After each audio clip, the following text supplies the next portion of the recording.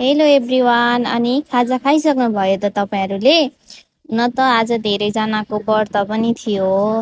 अब व्रत थियो भनेर पनि भएन, घरमा सबैजना व्रत लिने मान्छे पर्नु हुँदैन। अनि त्यसैले मलाई चाहिँ किचनले पनि आइज आइज भनौँ, अनि चाउचाउले पनि आइज आइज मलाई बनाएर तेरा मान्छेहरूलाई दे भन्न थालो।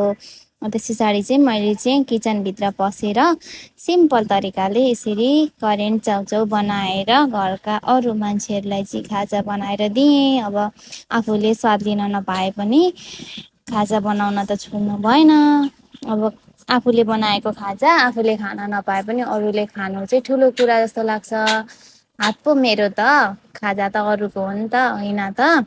अनि मैले चाहिँ यसरी नै खाजा बनाएर दिएँ। तपाईँहरूले चाहिँ कसरी बनाएर खाने गर्नुभएको छ खाजा?